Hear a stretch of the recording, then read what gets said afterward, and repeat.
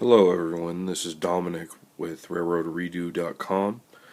Today I'm giving a video tour of my home layout, or, well, home set of modules.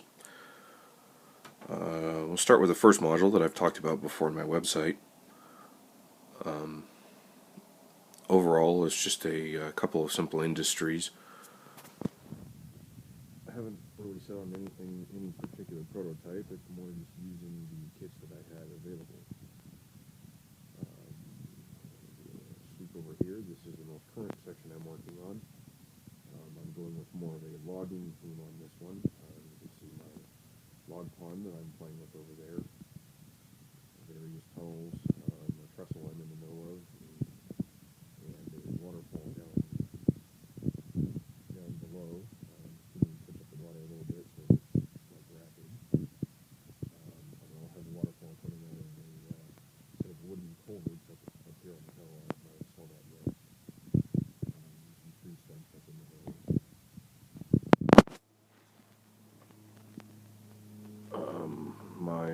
One of my first attempts at using real dirt as a ground cover. Major thing to learn here was I should have sifted it a little bit finer to get the effect, but considering that this will be covered mostly with trees and other underbrush and such, I don't think that'll be an issue. Here are some of the other kits I've been working on, which I'll come back to in a couple of minutes. Over here we have one of the Walthers kits, which is their meatpacking plant. It's one of my first kits. It was really interesting to. It was one of the first ones I'd tried chalk weathering on, and also using dull coat to make it stick, which another technique I used on the windows. Let me get closer here. If you looked at there, you really can't see through them. And that's a combination of hitting them with a dull coat, which makes them translucent instead of clear, and then the chalk to provide the dirt, because I don't know about you, but every brick building I've ever been by, especially near the railroad tracks, the windows were not very clean. One of the other things I did was change the way that the bottom of the ramp faced, so I could line it up with the Walthers stockyard to meet my track arrangement. This track arrangement I came to more to fit around the kits that I had than anything else, and also provide me the possibility for some interesting switching maneuvers. As you can see, I have the various sidings in the back that come up, and then where the ore train is currently parked is a runaround for the locomotive to allow a passing siding there, and then another set of switches going down here, which is another one of my early kits. It's the Union Ice Company. It was an early cardstock kit, and although it was very simple, and I think the effect ended up really well. I printed up the Union Ice sign in one of the most recent pieces of software I picked up from Evan Designs. All in all, this was a fun kit. One of my first attempts at this style of kit. It worked pretty well. Then over here was one of my first attempts at a plaster kit from Downtown Deco. I still need to add more details, but it was interesting learning how to use the plaster pieces and actually with water-based paints and stain them first, and then come back with the weathering, especially since it'll be in a little bit of background. I don't need to pick out individual bricks. Another thing I learned was, if you look close right here on this building, was how fragile these castings are, and ended up breaking it into about 4 or 5 pieces, but reassembled it with white glue, touched it up just a little bit, and if anything, I think it added to the detail and looks like it belongs there. But like any kit, you learn as you go along. I do intend to come back and add all sorts of extra details like conduit and power lighting and all sorts of stuff like that. Let's see, we'll come down here. This was a kit from Woodland Scenics with the addition of a tow truck and police car from, not really sure where they are from, and then it's casting right here in the foreground. Like anything, you can see there's stuff that I still need to finish, but overall it looks pretty good. And then, okay, we'll come down here. And this is one of my first attempts at using resin to create water. And as you can see from the front edge, it is quite thick. This little project taught me several interesting things. One of the first was you have to make sure that the seals on that are absolutely tight. Use silicone is a must, because there's a couple of spots underneath you can see where it leaked, and yeah, that stuff will find the smallest hole to go through. Also in here, I'll talk about some of the scenery in here. All this heavy underbrush right along the water is actually a very simple technique of using polyfiber pulled out, drenched with your real cheap hairspray. If the bigger the hole, unscented is definitely a must. I learned that the hard way. And then just sprinkle ground foam over it. I used a blend of a couple of different greens to get the effect I wanted. And once you do tease it out and attach it on there, I think it makes a very good looking thing. And oh yes, the shout out to my wife with the, well, rather HO scale dolphin. Don't know what it would quite fit in this kind of edge of a river scene I was going for, but hey, gotta have your fun. I mean, even the legendary John Allen had his jokes, as in the dinosaur for the as a switcher and stuff like that.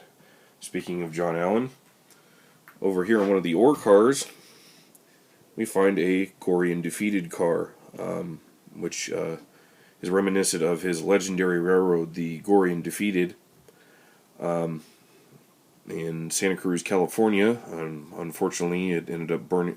Most of it burned up soon after he passed away in 1972. Even almost 40 years ago, he still has a major impact on the hobbies. He was one of the first people to use model railroading to really try to make a realistic scene instead of just a bunch of track running around in a couple of buildings. His skill as a photographer really was an inspiration to us all. And yes, going back to the track, it's been a learning procedure, as I've learned the hard way. There's a few things I should have done. Use DCC-friendly switches. I just used a bunch of old stuff that was given to me, and I figured since this is my first attempt at layouts since getting back into the hobby, that I'd just use up what I had, and figured that would be an excellent opportunity to, well, learn the hard way. So I'm also having to learn how to modify switches to make them DCC friendly. All in all, not that big a deal. Just a little bit of time consuming, a little bit of playing around with my meter and my Dremel cutoff wheel, but all in all, not that difficult. And now we'll go back to the newest section of the layout. As you can see in the bottom corner, I use the NCE power cab. I'm still in the early design phase, and even on this layout, as anything, even this is my second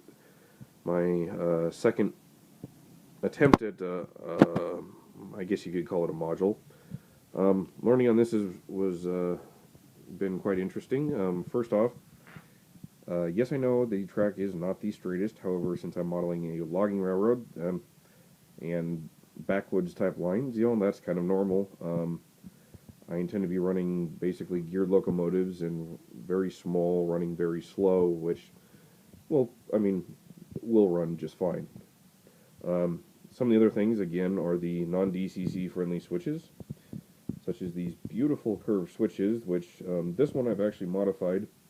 You can see where I've made the cuts to isolate the frog, and I still need to wire that particular thing down. I haven't decided whether I will wire it through the tortoise switch machine underneath to change the polarity, or to pick up one of the frog juicers from Tam Valley Railways.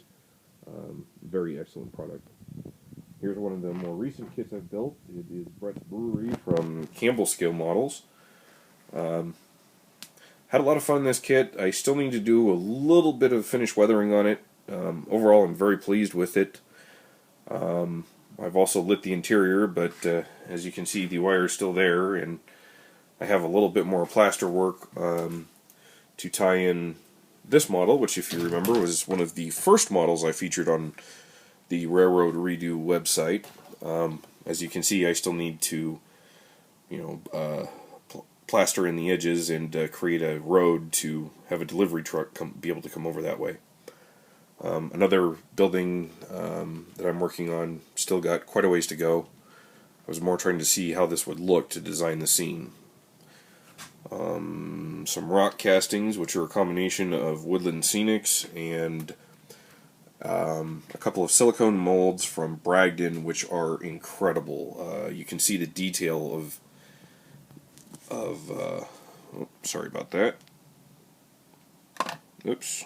Of this piece right there, just that incredible detail, and that is just a small piece of that particular mold. Excellent rock casting. Now we'll swing over here. Here I'm working on a very small log pond. Just got the logs from their like a weird foam substance, but excellent, from Chooch Enterprises. Very cool.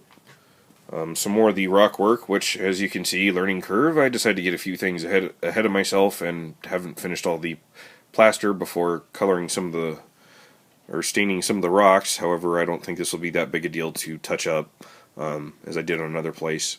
Again, these are some of the rock castings made from Bragdon Enterprises. Very cool. Also mixed in with some Woodland Scenics again. A Woodland Scenics cast tunnel. I still need to finish painting it. And then more of a close-up on the waterfall, which I need to come in and touch up with some white paint to create the rapids effect, but very pleased with the results so far. 2 more tunnel faces and some more rock castings. And my trestle that I am working on. Still need to add one more bent in that direction and figure out exactly how I'm going to design the trestle to cross this piece of track while looking realistic. Overall, this has been a very interesting and fun learning process. Oh, one last thing I forgot to mention, and you can actually see it right here. One of the other learning processes in this, I used 1/4-inch plywood on this as a track road bed, and I really realized I should have used 1/2 inch or 3/4 to provide it in a little bit wider edges, because it's very flexible. Luckily, with using hard shell scenery like this, it's stiffened up quite a bit, but I'm afraid about the long term. I'm not sure how much, if I have to lean over to get to something or something like that, how much it might shift and crack. We will see. And one of the other second learning things on this, oh yes, the backdrop recommendation, don't use Luan plywood for this. Masonite is a much better thing due to the curve. This doesn't curve very well and can crack. And then a joint like this, it was going all over the place. I still need to put a metal strap up there at the top. But overall, learning layout, and it's been a lot of fun so far. I will keep you updated in the future. Again, this is Dominic from RailroadRedo.com, signing off.